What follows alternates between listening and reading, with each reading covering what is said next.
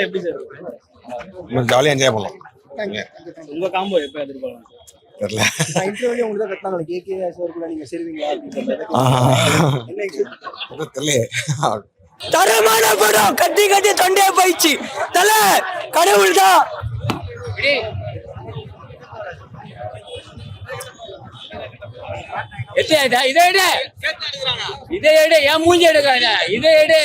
படம் வந்து சூப்பரா இருக்குது.